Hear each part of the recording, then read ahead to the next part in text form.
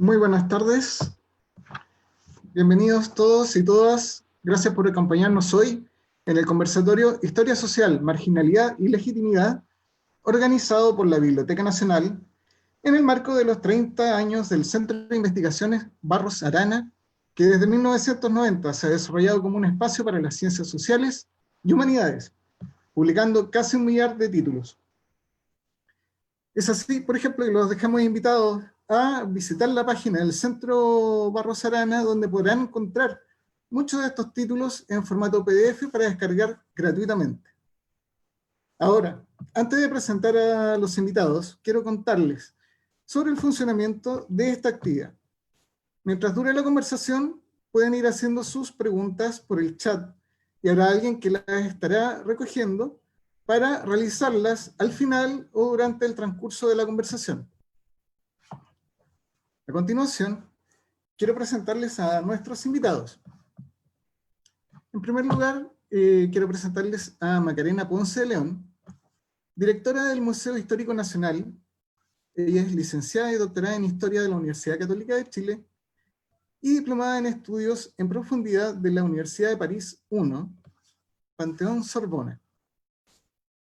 Ella se ha dedicado a la investigación y la docencia, enfocándose en la historia social y política de Chile en los siglos XIX y XX. También nuestro segundo invitado es Mauricio Rojas, doctor en Historia de la Universidad Católica de Chile, profesor titular en la Universidad del Biobío, jefe de carrera en licenciatura en Historia en la Universidad de Concepción. Él ha publicado con el Centro de Investigaciones Barros Arana Las voces de la justicia, delito y sociedad en Concepción, en 1820 a 1875. Se ha especializado en la historia del delito y la justicia en América Latina. Y por último, quiero presentarles al dueño de casa en esta ocasión, que es Rafael Sagredo. Es historiador, académico y editor. Entre sus investigaciones están las referidas a la historia de América y de Chile, la historia de la ciencia y la historia cultural. Es magíster y doctor en Historia del Colegio de México. Y ahora, sin más detenimiento, quiero dejarlos con la conversación, con esta interesante charla que parte en este momento. Rafael.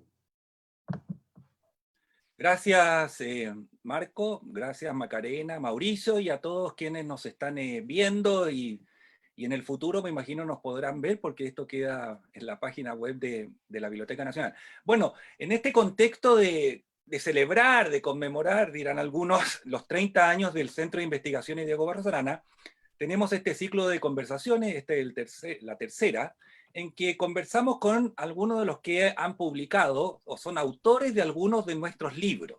Y entre esos libros están estos dos. Uno de Macarena Ponce de León, Gobernar la pobreza, prácticas de caridad y beneficencia en la ciudad de Santiago, 1830-1890, y el libro de Mauricio Rojas, Las voces de la justicia, delito y sociedad en Concepción, 1820-1875, atentados sexuales, pendencias, bigamia, amancebamiento e injurias. O sea, dos grandes libros, dos grandes temas que nos permiten hablar de la historia social, de la marginalidad, de la desigualdad, de la pobreza, de la hegemonía de un grupo social sobre otro, de la legitimidad. Pero también sus autores nos permiten hablar de otros temas, porque Macarena se ha dedicado también a la historia de la educación, se ha dedicado al tema de la ciudadanía y la representación, y además, como probablemente ustedes saben, es la directora del Museo Histórico Nacional. Por su parte, Mauricio es un profesor, doctor en historia, como Macarena, que se desempeña como académico dirigiendo una carrera de licenciatura en historia en la Universidad de Concepción, como académico y docente en la Universidad del Biobío en Chillán. O sea, dos personas, dos jóvenes historiadores e historiadoras, ¿cierto?, que tienen mundo, que se han dedicado con mucho entusiasmo, que tienen obra y con los cuales podemos conversar de muchas cosas. Entonces voy a partir la conversación en mi papel de animador, ¿cierto? Preguntándole a Macarena a propósito de su libro, Gobernar la pobreza. Entonces uno se pregunta, ¿se puede gobernar la pobreza? ¿Hay alguna relación entre la caridad, que es lo que tú estudiaste en tu libro, y políticas sociales? Porque a primera vista parecería que no. ¿Qué nos puedes decir? Bueno, y se ríe Rafael. Bueno, primero que nada, saludo a todos que nos están viendo. Saludo a Rafael, saludo a Marcos, que está por ahí escondido y quien organiza este programa, y a Mauricio, por supuesto. Muchas gracias por la invitación, gracias por lo de joven, me encanta esa parte. A ver, el tema es una muy buena pregunta, me parece a mí, y partamos por el libro, que es lo que... No, en realidad partamos por hoy día, y relacionémoslo con el libro, partamos por el presente. Ese libro estudia qué hacer con los pobres cuando no hay un Estado, ¿ya? Cuando el Estado se está construyendo con todas las dificultades que eso implicó, construyendo institucionalmente, construyendo nacionalmente, cuando no hay políticas sociales, como la llamaríamos hoy día. La pobreza ha cambiado, sin duda. Podríamos detenernos en lo que significa la pobreza, cómo la definimos, y ahí tengo mis reparos con el nombre del panel, porque estamos hablando de marginalidad, y ese término es un concepto de la sociología que entra mucho después en la historia. Nosotros estamos hablando de pobreza, y la pobreza es una forma de desigualdad, ¿ya? Es el resultado de esa desigualdad. Las políticas sociales, incluso desde el siglo XIX, cuando parten las primeras políticas sociales, podríamos decir, siempre estuvieron muy vinculadas con el tema, no sé si de la caridad propiamente tal, pero sí con la sociedad civil. El Estado hasta el día de hoy no puede hacerse cargo prácticamente de ninguno de los problemas de los cuales se preocupa, de los servicios sociales, si no es apoyado en la población. Y es una población, no estoy hablando de los individuos, sino que estoy hablando de la sociedad civil, es decir, la sociedad que está organizada en instituciones, en asociaciones formales, informales. Ahí hay una base de vínculos sociales que el Estado reproduce en sus políticas, y en eso, claro, ahí sí tiene conexión con prácticas de caridad que el Estado adopta y vuelve a replicar y recicla en instituciones y servicios estatales, digamos. Eso me parece que uno puede ahí establecer un vínculo y un hilo bastante nítido. Parece muy distinto, pero finalmente, incluso hoy día, en el presente, si uno ve cuál es la política social o los programas sociales de la concertación en adelante, es impresionante darse cuenta lo cerca que estamos, digamos, lo poco que hemos avanzado. Yo creo que la pobreza es una experiencia que es muy difícil de conocer. Bueno, ya tenemos bastantes temas, entre los cuales está algo que señaló Macarena, que la pobreza no es algo natural, o sea, no hay que naturalizar algo que es cultural y que, como dijo ella, fruto de, por ejemplo, la desigualdad, la mala distribución del ingreso, etc. Estimado Mauricio, tú te has dedicado esencialmente a los temas, al delito, a la justicia, a la criminalidad. Y entonces, tu libro se llama Las voces de la justicia. Y yo te quería partir preguntando, para que puedas hablar de tu libro, ¿cómo se expresa la justicia? Porque uno pensaría que solo se expresa a través de una sentencia, pero al parecer no es así. Bueno, muchas gracias primero por la invitación, Rafael, a participar de tan notoria fecha, ¿no? 30 años es mucho tiempo. En una época donde casi todo es bastante efímero y de corta duración, 30 años dándole a la cultura, a la difusión, a la producción de creación de conocimiento, me parece que es relevante. Así que agradezco el honor de poder participar en este panel también junto a Macarena, y me siento realmente muy honrado de estar acá. Eso es lo primero que debo decir. Lo segundo, bueno, ¿por qué existe la justicia? Es una primera pregunta, ¿no? ¿Por qué existe la justicia? Porque la justicia implica como que algo debe ser dado a otro según le corresponde. ¿Y qué es lo que le corresponde a cada cual? Siempre ha sido igual. Por ejemplo, este concepto de ley pareja no es dura, que lo hemos internalizado y casi naturalizado. Claro que es dura. Una ley pareja no es justa, porque justamente la justicia es una categoría, o el delito en este caso, es una categoría socialmente construida. No es algo inmanente al ser humano, sino que es algo externo al ser humano. Entonces es una categoría socialmente construida. Por lo tanto, ¿quién construye lo que es justo o es injusto? Y esto tiene una historicidad. ¿Y por qué la justicia? Porque en realidad, más que interesarme por la verdad jurídica o interesarme en quién comete un delito, quién no lo comete, es porque muchas veces las voces de la sociedad, que son muchas y múltiples y variadas, nos hemos dado cuenta ahora que somos diversos, pero siempre lo hemos sido. Lo que pasa es que no nos hemos dado cuenta o no nos hemos querido dar cuenta que hemos sido diversos durante toda la historia.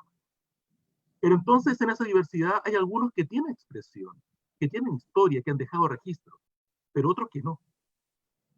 Incluso entonces un historiador muy afamado a comienzo de siglo, don Alberto Edwards, llegó a decir que en el siglo XIX la sociedad chilena, la gran masa, él habla así, la gran mayoría de la población era masa inerte, ganado humano. Una frase que podría sonar muy duro a nosotros. Es como que no tuviera noción, como que no tuviera conciencia de la existencia, y efectivamente la tenía. Entonces, ante eso, el sistema del aparato judicial que se va construyendo tempranamente aquí en Chile, va dejando registro de aquellas voces que la historia no ha dejado registro. Y esas voces estaban explícitas ¿dónde? Justamente en la confrontación que se da entre el aparato de la estructura oficial, que es la norma jurídica, el juzgado, el tribunal, y la persona que ha transgredido esa norma. Entonces, las transgresiones implican contenidos de conciencia que informan las prácticas, y esas prácticas es la voz de los sectores subalternos que no dejaron registro de otra parte, salvo el que está escrito en un expediente. Interesante porque tanto en el caso de la pobreza, ¿cierto? Como de la criminalidad, resulta que los sectores populares son identificados o porque cometieron una transgresión, como sería un delito, o bien porque viven en condiciones de vida, valga la redundancia, realmente precaria. Esto hace una gran diferencia quizás con la sociedad que nos toca vivir, en que los sujetos, independientes de su condición social, o se supone que independiente de su condición social, de su género, de su sexo, son individuos con dignidad y que además dejan a través de sus acciones y de su cultura un registro para la posteridad. Y a propósito de eso, Macarena, ¿cómo se identifican a los necesitados, como los llamas en tu libro, en esa época? Y esto lo comento porque tu libro, y le cuento a quienes nos están viendo, parte con una cosa muy contemporánea, como es una encuesta CACEM del 2010 o algo así, recuerdo. Sí, pero tú sí. Claro, ¿cierto? Pero tú para investigar y identificar tu motivo de estudio, etcétera, ¿cómo se identificaba en el siglo XIX a los necesitados? De verdad es una buena pregunta, porque, bueno, todas las tesis doctorales tienen su propia historia, ¿verdad? Todas las investigaciones, más bien, tienen su propia historia. Y uno explica muchas cosas cuando cuenta cuál es el recorrido. La pregunta era la caridad, eran las prácticas de caridad, cómo fueron cambiando, el tema del asociacionismo. Yo estaba estudiando iglesia en su minuto, después las asociaciones liberales, los clubs, venía llegando Francia, que era un tema muy francés, etc.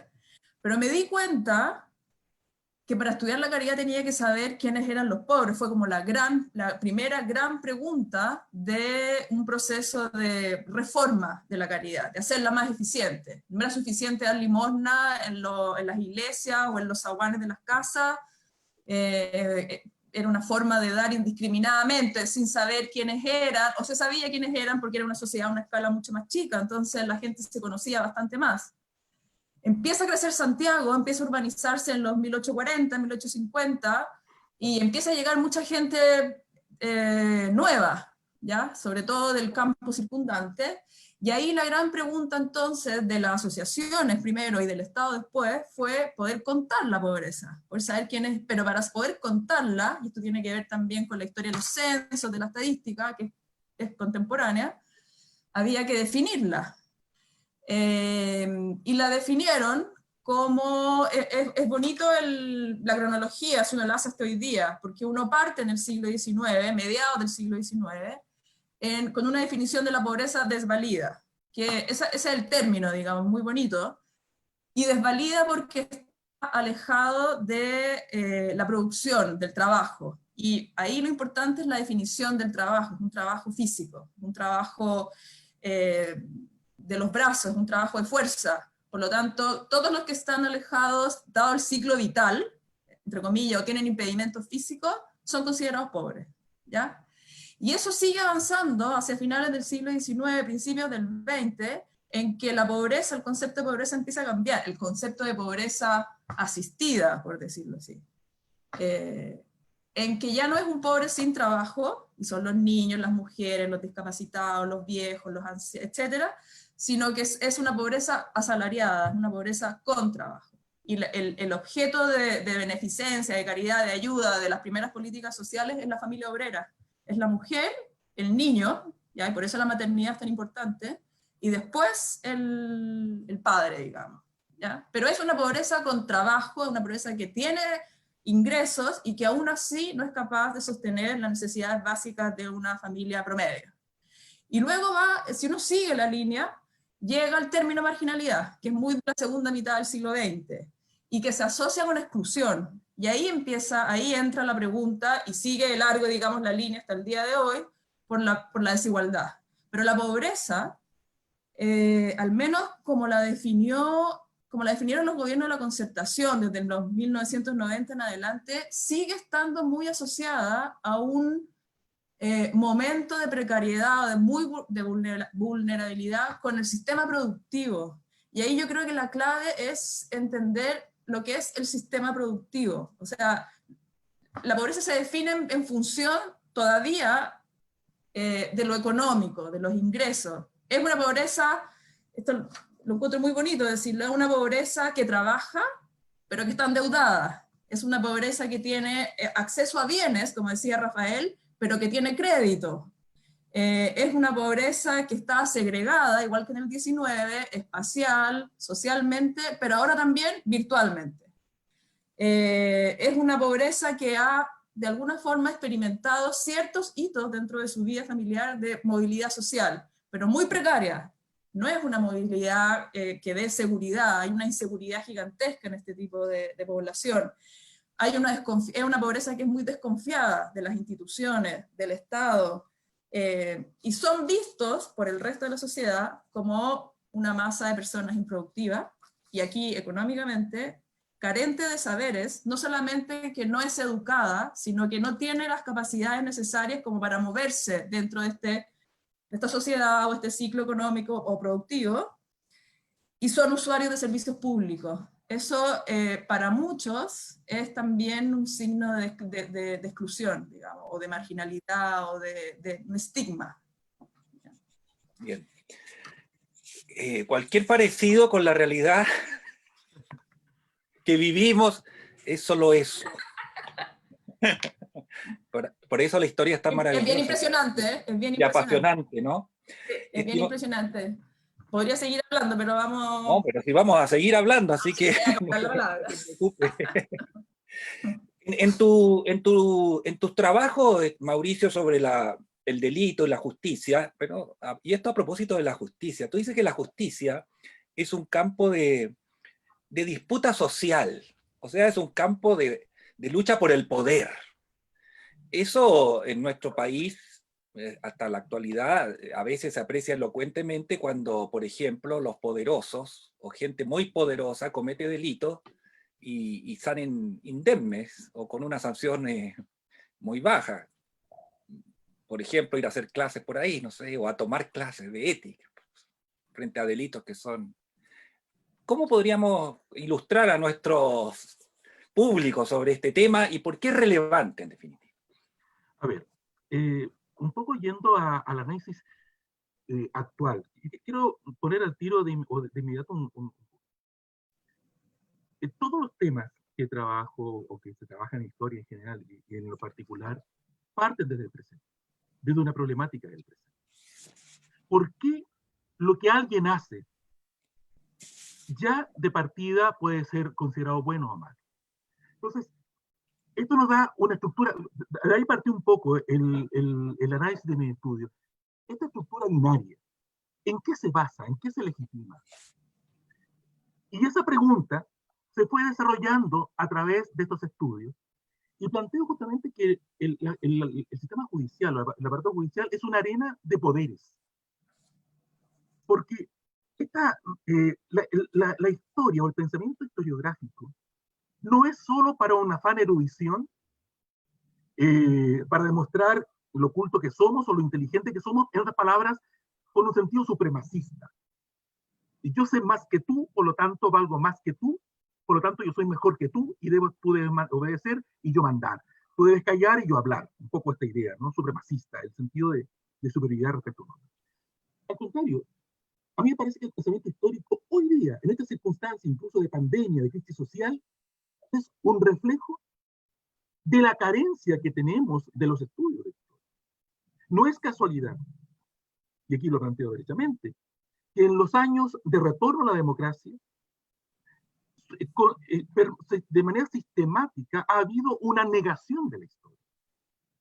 Y cuando hablo de la historia me estoy refiriendo a los grandes problemas de la historia, al estudio de la historia y a las estructuras en las cuales se analiza la historia. Hemos incluso por ahí privilegiado lo que se denomina la memoria histórica, pero generalmente con sentido instrumental. Por lo tanto, el estudio de la historia nos permite reconocernos en el pasado, pero también desconocernos con ese pasado. Para ello, me parece que hoy día estamos evidenciando la llegada, la instalación de un pensamiento ahistórico en el cual se utiliza la historia para profundizar ese pensamiento ahistórico. Me explico. Tenemos problemáticas totalmente distintas en el siglo XXI a las que se tenían incluso a fines del siglo XX. Los movimientos sociales, las categorías que podemos entender como movimiento social, como delito, como legitimidad, son distintas.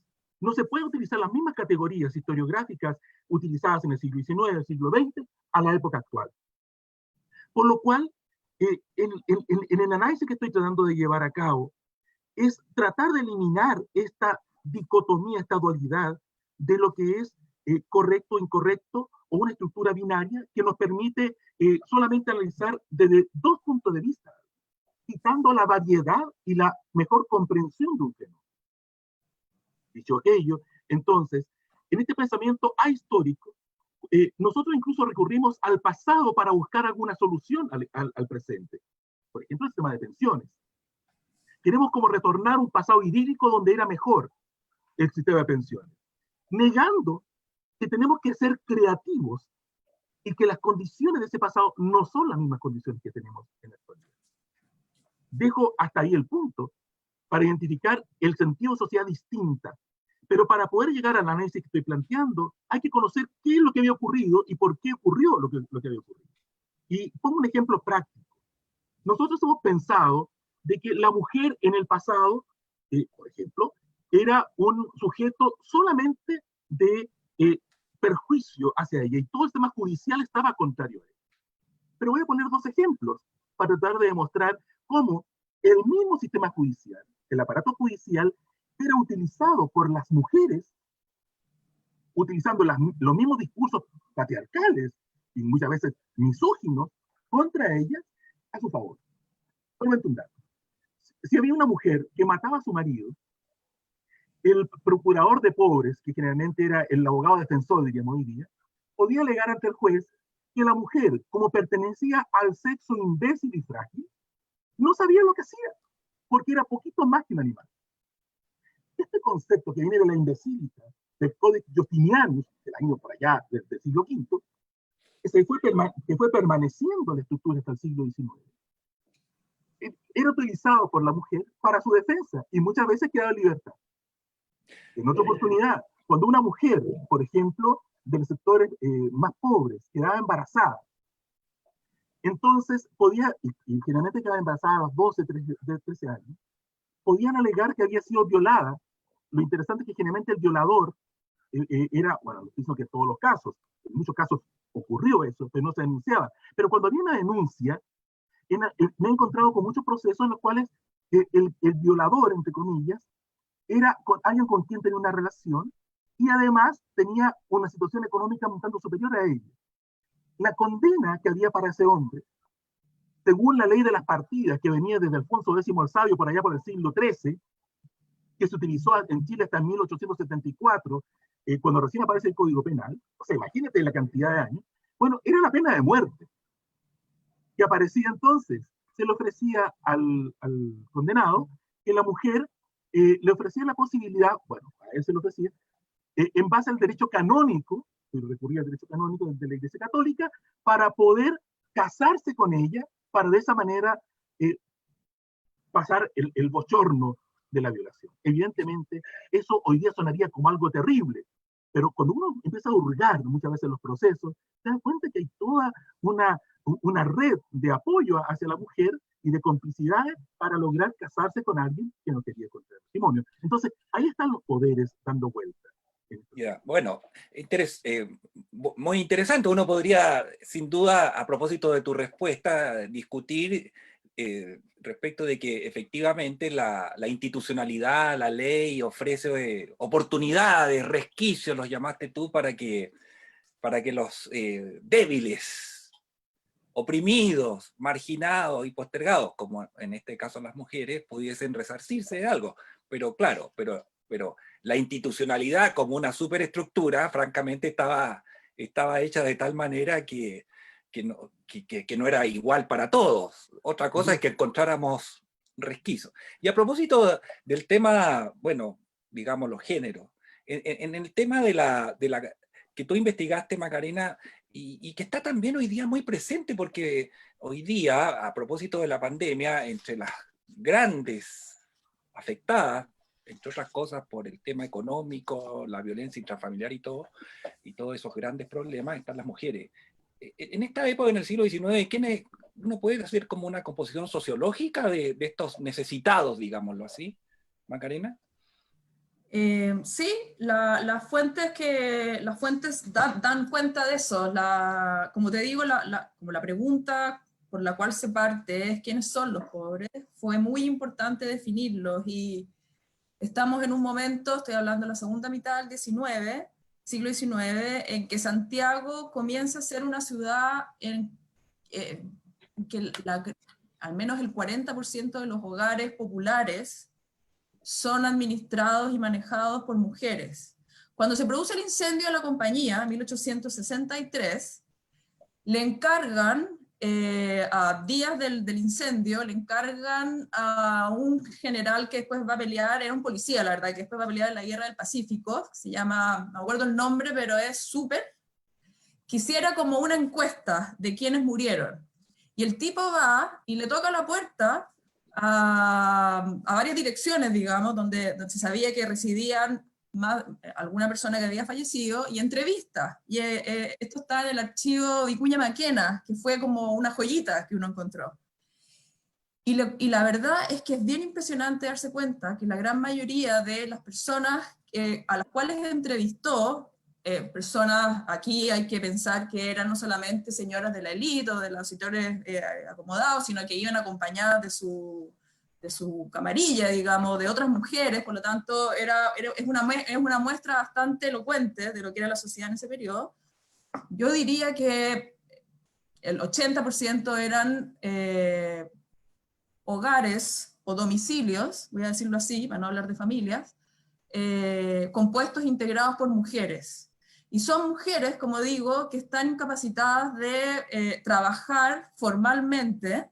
En ese periodo formalmente estamos hablando no con un contrato, pero como se dice, las labores propias de su sexo, digamos. Y son mujeres que viven con muchos niños que son propios, niños que son ajenos, niños que vienen de otras mujeres, muchas vecinas además, Los hombres dentro de esta pobreza es una población más básicamente flotante, integrada por muchos, lo que se denominaba gañán, peones, jornaleros que trabajaban día, asalariados, no son asalariados, sino que tienen un jornal diario, y por lo tanto la búsqueda de trabajo era diario también, y se enrolan en distintas faenas estacionales, el campo, las construcciones públicas, los trenes a fines de siglo, los puertos, en fin. Entonces son hogares que en general esa mano de obra de entre los 25 y los 50 años es esporádica. Es una pobreza bastante femenina. Cuando los campesinos migran a Santiago, las que se quedan son las mujeres. Y si hay hombres, son ancianos, están enfermos, son minusválidos, son niños. Y para ellos es bien impresionante porque la caridad y el Estado comienza poco a poco a pactar implícitamente quién atiende a quién. Y así como las asociaciones de caridad y beneficencia se dedican a las familias porque llegan a los hogares, y es la primera vez que uno se da cuenta de una práctica que hoy día la hicimos todos cuando éramos jóvenes y la están haciendo nuestros hijos hoy día, que es ir a misiones, a los trabajos, ir hacia donde están los pobres. Eso lo hacían las asociaciones de caridad, que también eran de mujeres, ¿ya? Entonces las mujeres son las primeras como que establecen estos puentes, estos vínculos, y las primeras que finalmente hacen una radiografía sociológica de quién es esta pobreza urbana. Rafael habla, y el Estado, perdón, se dedica en instituciones, hospitales, asilos, etcétera, a todos los que no forman parte, digamos, a los ancianos, a los enfermos, etcétera, ¿ya? A los niños huérfanos, por ejemplo, o los niños que circulan, digamos. No todos eran huérfanos, y las mujeres usan muy bien esas instituciones. Como dice Mauricio, saben muy bien usar a su favor los pequeños espacios de libertad que tenían. Sí. Gracias. Estimado Mauricio, tú que has trabajado tanto sobre la historia regional y de la zona de Concepción, en particular, Ñuble, el Biobío, digámoslo así. Y a propósito de los temas que tú investigas, que es esto de la criminalidad, los delitos, ¿hay alguna peculiaridad que distinga en esta materia a esa región, considerando que tú concibes todo el delito y la criminalidad y el crimen, en verdad, como lo dice tu libro, como una actividad social, una actividad que refleja en el fondo las tensiones, ¿no?, de la comunidad, que refleja los cambios culturales y que refleja, sobre todo, esta palabra que tú usas, esta tensión. Tensión, sí. Sí, bueno, en realidad, para decir que si hay una diferencia con con otras regiones, tendría que en realidad haber estudiado casi todas las regiones, y no tanto lo he hecho, ¿no? Pero sí conozco algunas cosas, pero sí podría mencionar algunas peculiaridades. Primero, decir que esta es una zona de frontera en el siglo XIX. Y al ser zona de frontera, partí de una premisa, que era una zona violenta, de confrontación, de tensión.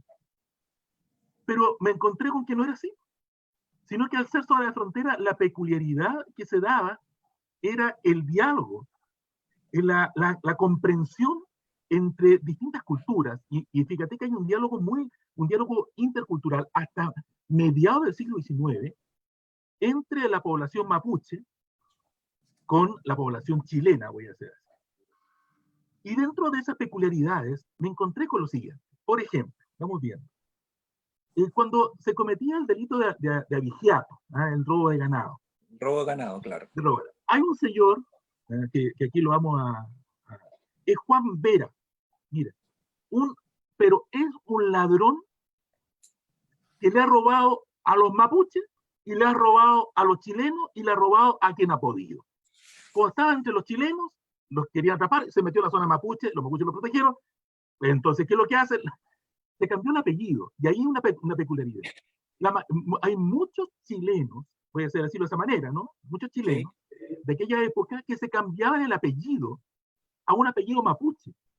para poder contar con la protección de los mapuches. En este caso, el cacique Colipí, por ejemplo, que entraba a Concepción a sacar a este señor Juan Vera, que tenía el apellido mapuche Curinao. Bueno, finalmente también sigue cometiendo fechoría con los mapuches, así que lo mandan de vuelta y recibe pena entre los chilenos. Pero hay cosas bien interesantes. A mí me llama mucho la atención cómo la justicia cambió mucho en Chile después de 1870. Y cuando digo la justicia, el aparato judicial, porque los jueces de primera instancia, y muchas veces incluso llegaban a casos hasta la Corte de Apelaciones en Concepción, habían prácticas que eran propias de la población, porque las habían internalizado dentro del sistema judicial.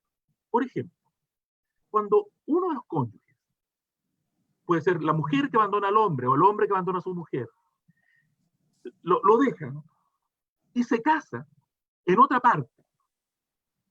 Se casa, puede ser por la iglesia. Uno puede decir, pero ¿cómo la iglesia va a permitir dos matrimonios? Porque también estaba prohibido. Por ejemplo, el párroco de la Florida, aquí es un pueblito entre Concepción y Chillán, era típico, los casó hasta un día festivo, el mismo cura, el notario le dijo que fuera donde el cura en una entrevista privada consigue un par de testigos, le pasan plata, dice que los conoce, que están solteros, y los casó el cura. Cuando se descubre que este entramado de que el cura está metido con plata de por medio junto con el notario, como las partidas de matrimonio estaban en las iglesias, por arte de magia desaparecen todas las partidas de matrimonio.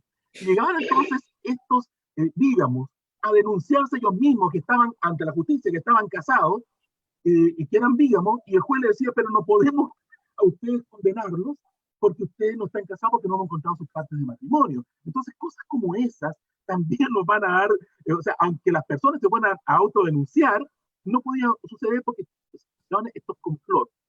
Todo esto en el sistema portaliano, ¿eh? Esta estructura rígida, coherente, realmente era un desorden por abajo increíble.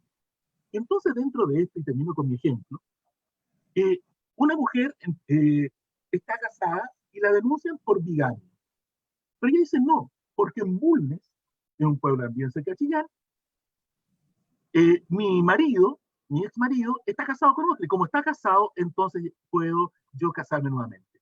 Y el juez de primera instancia le permitió justamente esto, hasta que, por soplos de otras personas, llegan a la Corte de Apelaciones. Y la Corte de Apelaciones le dice, pero ¿cómo puede ser esto? Y el juez de primera instancia le responde al ministro de la Corte que porque estaba casada tenía derecho a casarse, porque esa era la práctica. Entonces, el aparato judicial no era tan rígido como aparece después con la normativa del derecho penal, y consideraba las prácticas sociales, y justamente mucha esta gente quedaba libre, porque si bien era sancionable a través del código, pero no era sancionable a través de la práctica judicial propia de su Entonces, esto son cosas como muy propias de esta zona, que se mezclan prácticas que tienen ligadas a la población mapuche o prácticas que están ligadas a los sectores subalternos de la misma institucionalidad. Bueno, gracias. Mientras tanto, nos estamos recibiendo las preguntas de quienes nos están viendo y yo las estoy anotando aquí y las vamos a hacer. Pero como estas dos jóvenes historiadores tienen más obra que estos libros que fueron sus tesis doctorales, que es muy importante, puedo decirle a todos los que nos ven que han tenido una crítica extraordinaria, son libros muy originales y valiosos hasta el día de hoy, por los temas que investigan, algunos realmente inéditos en nuestra historiografía. En La copia feliz del Edén y El asilo contra la opresión, o sea, en Paraíso, nadie va a pensar que alguien se va a empezar a hacer historia de Chile estudiando a los criminales, o otra persona va a hacer historia de Chile estudiando a los pobres de solemnidad. Pero bueno, eso es parte también de la historia de Chile.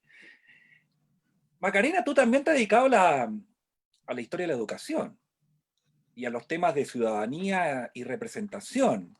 Y eres coautora de una obra muy importante, La historia de la educación en Chile, ¿cierto? En 3 volúmenes, junto con Francisca Rengifo, Sol Serrano y otros autores. Entonces, primero, ¿cómo llegaste ahí?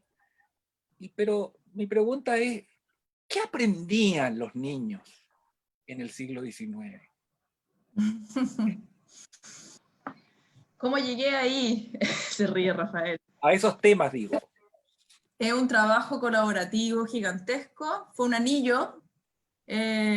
Postulamos junto con Sol Serrano y Francisca Rengifo y un equipo grande del instituto y de la universidad.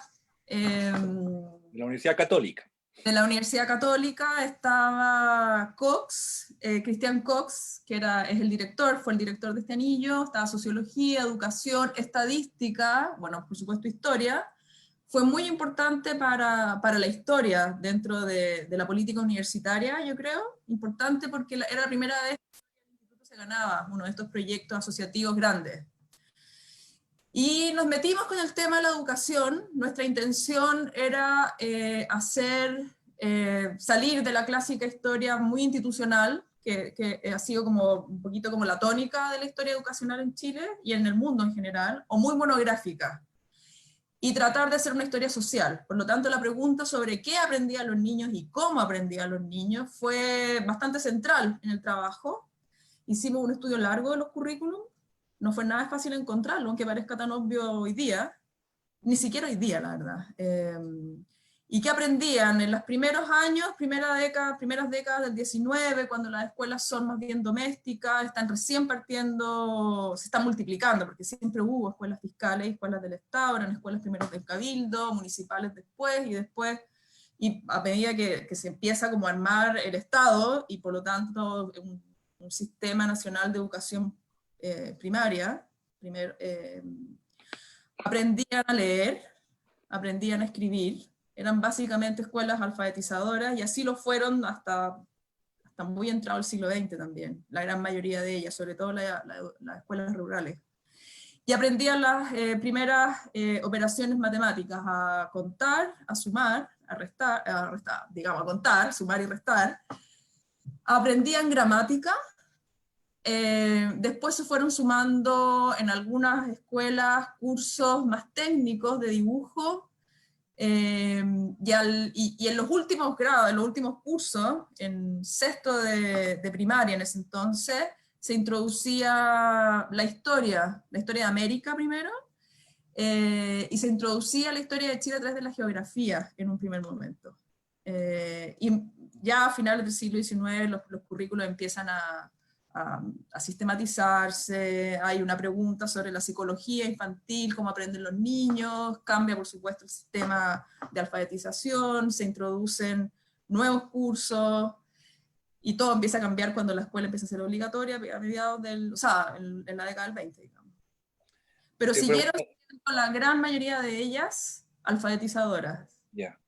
Sí, te preguntaba qué aprendían, porque normalmente, o la historia de la educación tradicional o más convencional, era una enumeración, o se fundó el liceo esto, se fundó la escuela tanto, hay tantos liceos en Chile, bueno, sí, la cronología, y no se entraba a señalar claramente qué aprendían los niños, y quiénes enseñaban, cómo eran los profesores y todo lo demás. Las prácticas. Bueno, es cierto, sí, los grandes ausentes de la historia de la educación son los niños. Son los niños. En segundo lugar, los profesores, que son igual de importantes que los niños. Claro. Tratamos de ponerle el foco al tema de quiénes eran estos niños, cómo llegaban a la escuela, qué es lo que era una escuela. No tienen nada, o sea, absolutamente distinto a lo que uno se imagina hoy día como una escuela formal. ¿Qué les pasaba a las familias? Porque las familias pedían escuelas para sus localidades, pagaban, junto con el Estado, era un financiamiento mixto, las familias pagaban el rancho, pagaban al principio también los útiles escolares, y el Estado se hacía cargo de lo que era más caro, que era el sueldo del preceptor, y después los niños no iban.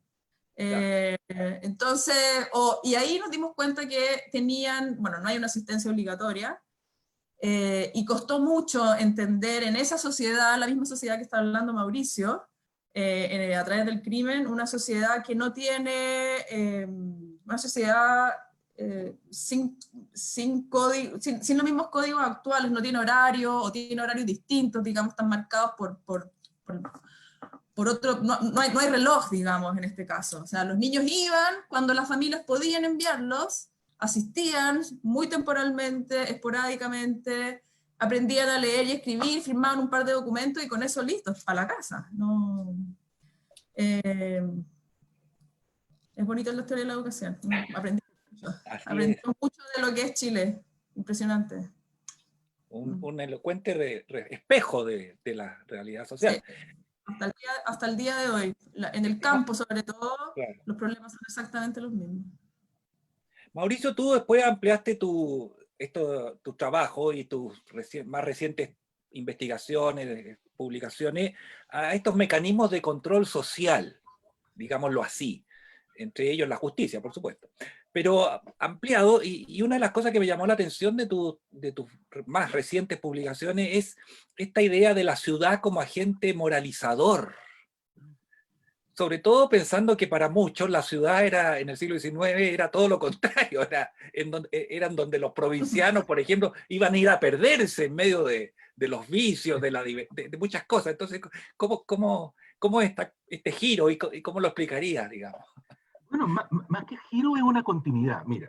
Ya. Se fue produciendo por lo siguiente, esto es lo bueno cuando de tus preguntas, cómo van surgiendo los trabajos, ¿no?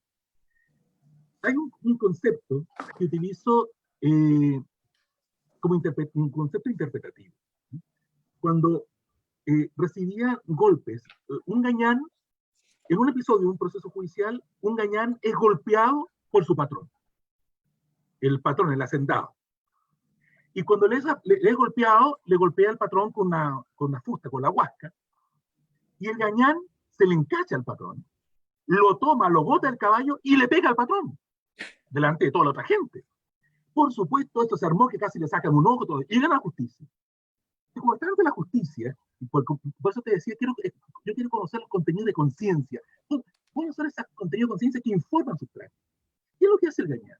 Le dice, sí, efectivamente, yo le pegué al patrón, pero le pegué porque él casi me saca un ojo con un agua.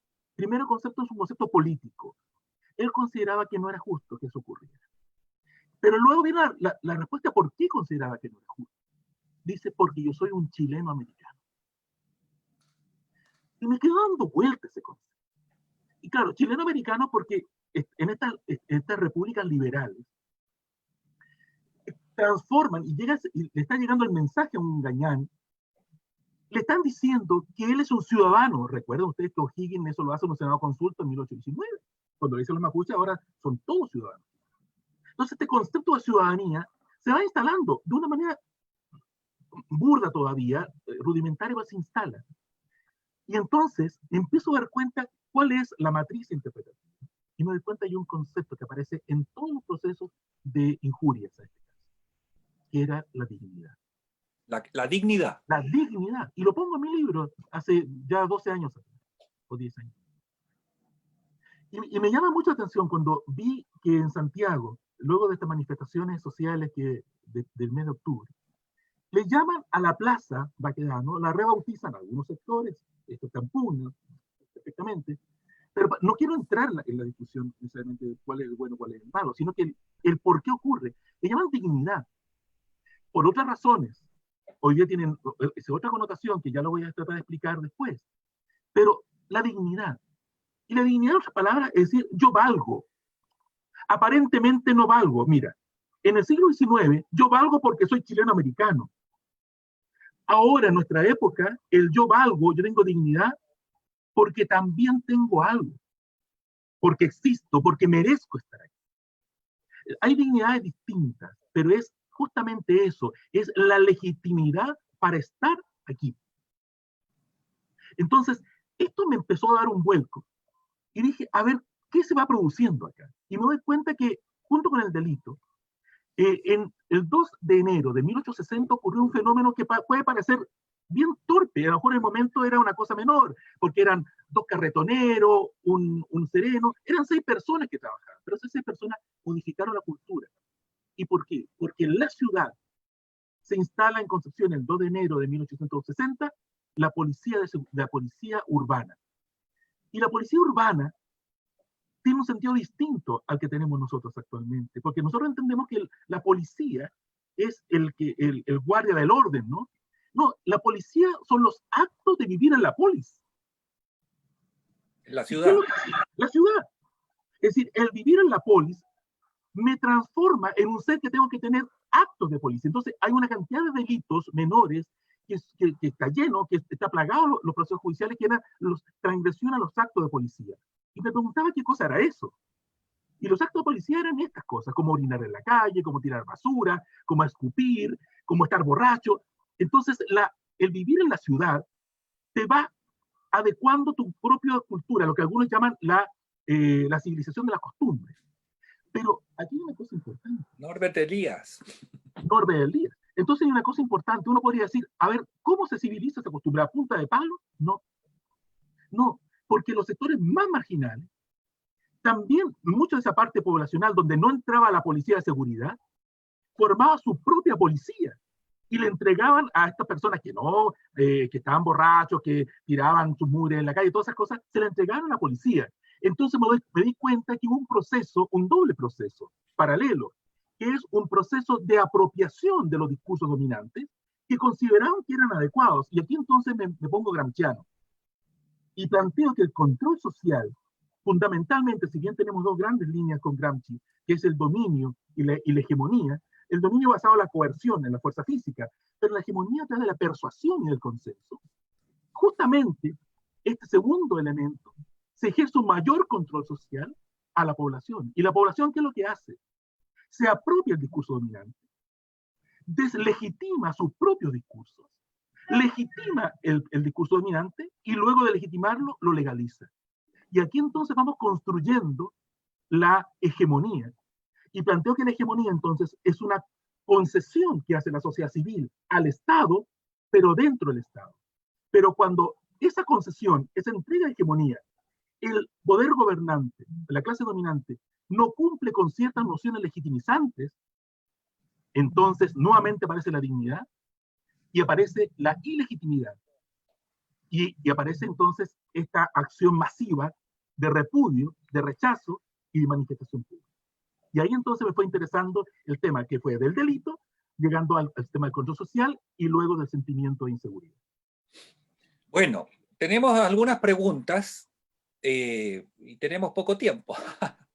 Quiero agradecer todas las preguntas que han llegado. Hicimos una selección. Entonces voy a hacer las preguntas y ustedes responden sucesivamente. Y voy a hacer una pregunta al final para los dos. A Macarena le preguntan, ¿cuándo surge este concepto de vulnerable vinculado a la pobreza? Y esta idea de sectores vulnerables. ¿Qué nos podrías decir de eso? A Mauricio, a propósito del ejemplo que dio de esos chilenos que adoptaban apellidos o nombres mapuches para escapar de la justicia de alguna manera, es si había al revés. Si hubo prácticas al contrario, o sea, mapuches que escaparan hacia el sector chileno, digámoslo así. Bueno, se habla de la convivencia social a propósito de lo que tú señalaste, Macarena, del incendio de la compañía, y te preguntas si había mayor proximidad entre sectores sociales en esa época que, por ejemplo, lo que ocurre hoy.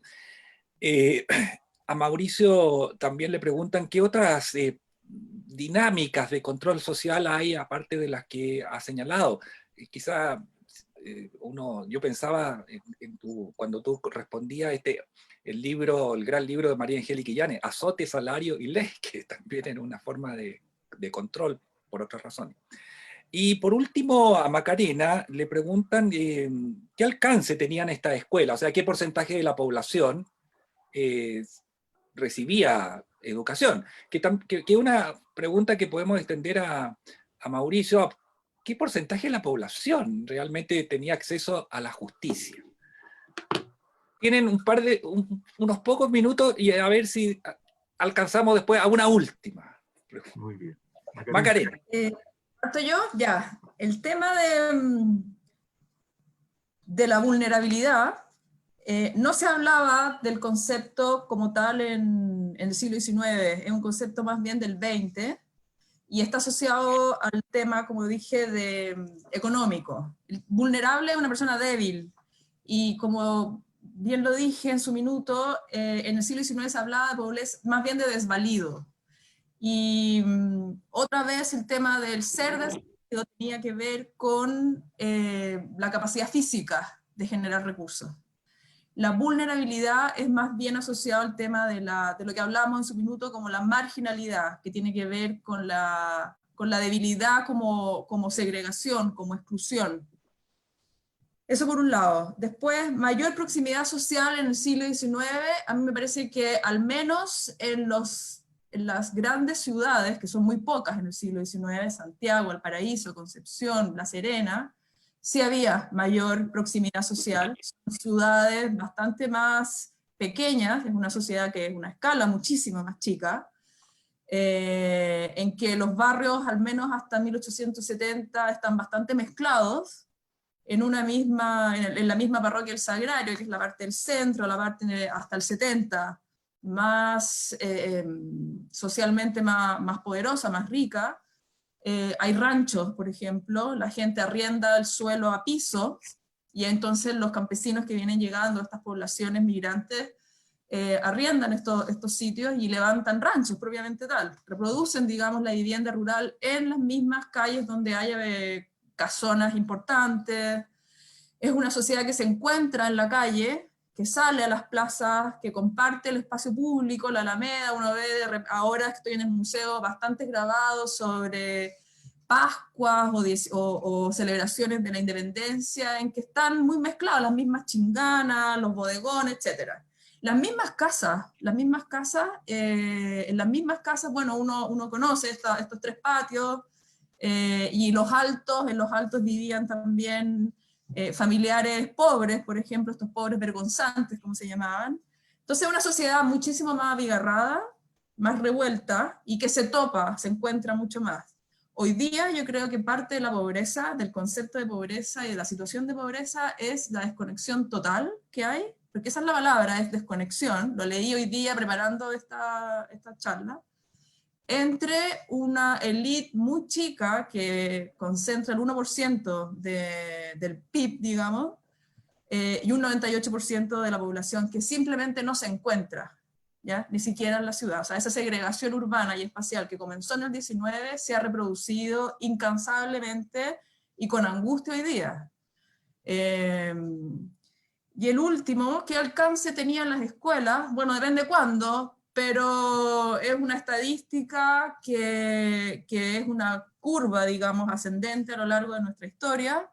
Nosotros partimos el siglo XIX con alrededor de 48 escuelas, me sé la memoria, en 1848, con un 9% de población alfabeta, y con al menos un 15% de población, digamos, infantil, pero esa cota es variable, digamos, que asistía. Y llegamos a finales del siglo XIX con un 60% de la población. Pero insisto que esa estadística, los números absolutos dicen la curva, lo que es bastante obvio, digamos, con respecto a sí mismo, el número total de escuelas y el número total de estudiantes siempre fue ascendente. Aquí la pregunta es con respecto al total de la población, y doble clic en la cifra y saber qué es lo que miden, porque no están midiendo asistencia, sino que están midiendo matrícula, y los niños se matriculaban a principio de año y desaparecían el resto. Entonces,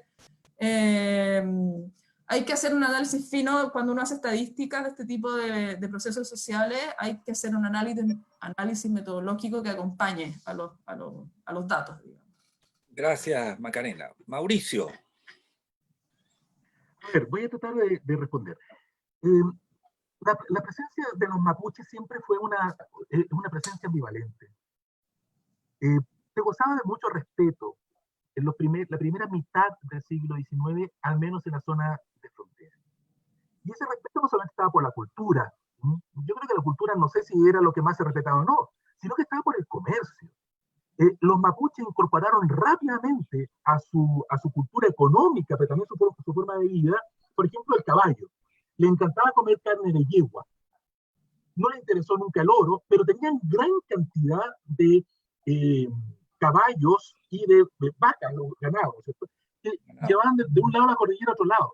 Y hay una experiencia que resulta, encontré una fuente que hacia 1840 tuvieron que traer dinero, porque como el dinero valía en la plata, en la moneda en sí misma, tuvieron que traer dinero de Santiago, porque habían los mapuches acabado con todo el dinero circulante en esta zona, porque habían vendido sus caballos, pero enorme cantidad. Bueno, pero habían enterrado, no hacían circular el dinero, entonces, porque tenían otro concepto de dinero. Entonces se aceptaba eso, no había mayor problema. Situación que cambia después. Cambia después conocemos todo después de 1850, 1860, con todo este proceso de expoliación, cuando Chile toma otro modelo de desarrollo, que es el modelo liberal de desarrollo, que ya esa historia la conocen, donde la dignidad y el respeto por el mapuche se transforma en que hay que construir un imaginario de incivilizado, acentuar eso para poder legitimar la acción de toma de tierra. Y ahí entonces cambia muchas veces el apellido mapuche a un apellido español, para no tener la deshonra, mira lo triste, ¿no? La deshonra de su origen, ¿eh? Porque su origen era considerado, nuevamente, esta situación dicotómica de bárbaros, ¿eh? Mientras la civilización se imponía, el campo indígena, ¿no es cierto?, era. En cuanto al porcentaje de la población que accede a la justicia, cosa interesante, había muy buena justicia y mucha gente podía acceder a la justicia, ¿eh? Yo me he encontrado con las personas más pobres, el caso de las mujeres podían acceder y casi todos los procesos que me tocó revisar de maltrato a mujeres, de violación, cosas así, generalmente, en su mayoría, las mujeres eran las que ganaban los juicios. Y entonces, ¿qué hacía el Estado? Le colocaba un procurador de pobres. Y ese procurador de pobres era gratuito, es como un defensor. Oye, pero cuando uno lee esos procesos, son verdaderas clases de derecho. Entonces el promotor fiscal, que era la otra parte, también eran juicios muy bien desarrollados, muy bien acabados. Entonces había un proceso judicial bastante cercano. A mí me parece esta incorporación al sistema liberal de desarrollo, que tiene cosas muy buenas, también trajo cosas muy malas para la población. Y otra cosa muy mala es que se produce la atomización, en otras palabras, transforma al colectivo, a las relaciones de dependencia, que era más social, más grupal, en un sistema más atomizado, una sociedad contractual, donde el sujeto se entrelaza con el Estado de manera individual. Y ese individualismo, esa atomización, le hace perder estas redes de apoyo, pero también las redes de solidaridad. Entonces, y claro, si no tienes dinero, no puedes acceder a la justicia. Bueno, vamos a ir terminando con 2 preguntas, una para cada uno. Esta la hago yo. Mauricio, tú como profesor universitario, académico, ¿qué reflexión, qué cambios, qué va a pasar con el ejercicio de la docencia después de todo lo que hemos vivido? Y le voy a hacer a Macarena para que piense mientras tanto, pero tú puedes contestar primero. Macarena, tú que estás en esta labor de hacer un nuevo guión del Museo Histórico Nacional. Entonces, ya tenían planificado, ya estaban trabajando, pero vino todo lo que todos sabemos. ¿Cómo va no digo afectar, cómo va a estimular, qué va a significar para este guión que viene? Mauricio. ¿Qué pasa con la docencia? Mira, a mí lo que más me preocupa es cómo la sociedad ve en el caso de la docencia en historia. Yo creo que la historia cada vez se ha jibarizado más y se le ha dado un rol de poca relevancia. No es por defender mi disciplina solamente, que ya de por sí la defiendo, porque es lo que amo, sino porque creo que es bueno para la sociedad. Lo que está pasando no se consigue con más bonos ni con menos bonos, ni con más dinero ni con menos dinero. Por ejemplo, el conocer que estamos viviendo en una sociedad salarial.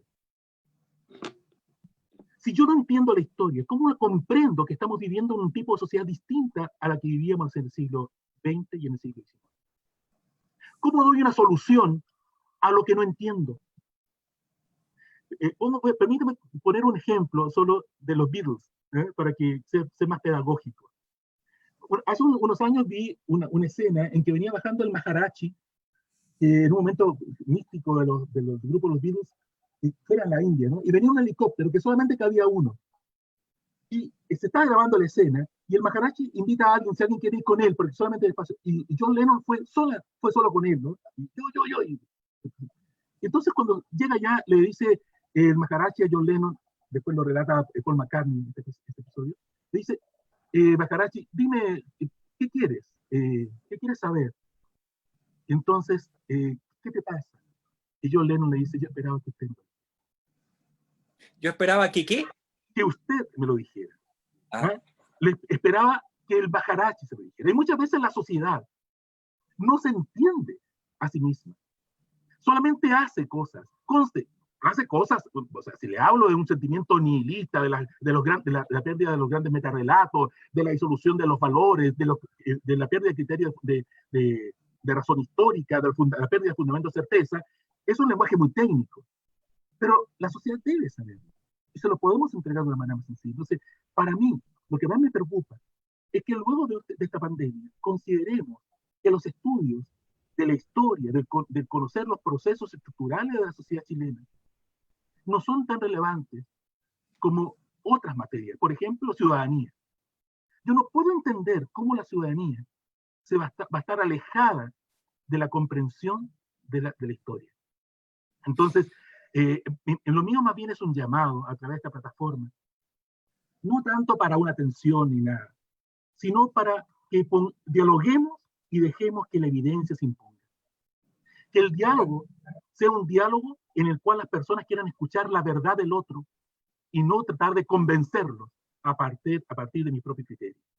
Que la discusión esté abierta antes de sentarse a conversar y que permanezca abierta si que no han llegado a acuerdo. Eso, yo hago un llamado a que justamente el estudio de la historia sea relevado y no sea menoscabado ni menospreciado como creo que está hoy día. Eso no. Gracias, Mauricio. Macarena. Yo, para terminar, agradezco la pregunta por el museo, porque la estaba esperando hace rato. Así que voy a tener que volver a convidar al programa para hablar del Museo Histórico. Yo en tiempos de cuarentena y pensando en el futuro, voy a pescar un poquito lo que acaba de decir Mauricio sobre cuán alejada puede o no estar la historia de la ciudadanía. Y creo que la gran pregunta que tiene que hacerse hoy día el museo es ¿por qué en una sociedad post-pandemia, con un Estado con muy escasos recursos, tendríamos que seguir financiando un museo histórico nacional? ¿Ya? La pregunta es un poquito mejor fraseada. ¿Por qué Chile tiene que tener un museo de historia natural, perdón, un museo de historia nacional hoy día? Y creo que ahí a mí me encanta el museo, yo vengo de la academia, me encanta el museo porque creo que su gran desafío es hablarle a un público no especializado, hablarle de historia y de alguna forma mostrarle a través de la cultura material de ese pasado, de estas huellas que azarosamente llegan al museo, que uno pertenece a un tiempo específico, a un grupo de población, de gente específico, a un territorio específico, y luchar contra ese, supongo que es lo que está tratando de decir Mauricio, contra ese sentimiento de desarraigo. A mí eso me da bastante, me da susto, por decirlo así. Y el guión, entonces, lo que intenta, estas son decisiones que hemos ido tomando y paradojalmente este tiempo de cuarentena y de trabajo remoto ha sido bastante fructífero para nuestro guión. Es un tiempo como de tiempo distinto, de reflexión, no ha sido una pausa para el museo estaba muy activo, pero hemos logrado avanzar y ponernos, y uno va decantando. Y los énfasis están puestos en contar la historia desde la experiencia de las personas. No es contar la historia institucional, sino que es contar la historia de cómo se vive, cómo lo han vivido, tratar de relatarlo y fomentar la empatía con el pasado y su vínculo con el presente, que el pasado no sea como si fuera otro país, digamos, ¿ya? Poner el énfasis en los acuerdos y en los desacuerdos, en los espacios de acuerdo, de encuentro y desencuentro, sobre todo si es que vamos a tener que incorporar un pasado reciente en el cual no estamos de acuerdo y el museo tampoco pretende que lo estemos. no es su misión. Y lo otro que me parece que el museo hoy día, con esta misión, con una audiencia general, de público general, creo que tiene que hacer relevante en la ciudadanía el hecho de pensar a largo plazo. No solamente en el día a día, en la coyuntura, en lo inmediato, que está tan presente hoy día en las comunicaciones, telecomunicaciones, en lo virtual, etc. O sea, creo que en eso la historia sí que es una forma de comprender que lo que nos pasa hoy día es un proceso largo, que tiene sus actores, que son personas igual que nosotros, que podemos empatizar con ellos porque sentimos, creemos, pensamos, reaccionamos frente a problemas similares de la misma o distinta manera, etcétera. Pero esos son como los 3 ejes que estamos trabajando. Bueno, muchas gracias. Vamos despidiéndonos de todos, de todas. Agradecer la presencia de ustedes, el entusiasmo, la pasión, y como pueden haber escuchado todos, hay historia para rato. Gracias. Hay Barros Arana para rato. Barros Arana para rato. ¿Me permites solamente un mensaje final? Sí, claro. Sí, mira, solamente es, bueno, justamente para mí ha sido un honor estar participando en este panel. Junto a Macarena, mi admiración, a ti, mi mayor admiración. Y solamente sé que estás en una nómina muy importante para recibir un premio importante. Y como historiador que se ha visto beneficiado de tu obra como historiador, pero también de tu liderazgo en cuanto a la decisión de llevar a cabo este Diego Barros Arana, que está ligado a tu persona. También felicito y espero que se haga que se haga un reconocimiento, y te deseo lo mejor para esta etapa que viene en los próximos en la vida. Igual yo les deseo a ustedes lo mejor en la vida y a todos los que nos escuchan. Y Marco, gracias. Marco Sierra. Gracias, Marco Jiménez. Muchas gracias por la invitación. Macarena, Y felicitaciones al Barros Arana, mucha vida, su director y al subdirector también, que sé que está... A Jaime Rosenblit, que va a estar en la Jaime próxima sesión. Sí. Bueno, Muchas gracias. Macarena, Gracias, Marco, gracias, Mauricio. Gracias. Muchas gracias, Rafael, Macarena, Mauricio, por esta increíble conversación. Yo cada vez me siento más feliz de poder participar en esta charla, de poder escucharlos. Aprendo de una manera increíble y sé que todo el mundo que ve estas charlas está muy contento, se refleja en los comentarios que dejan en Facebook.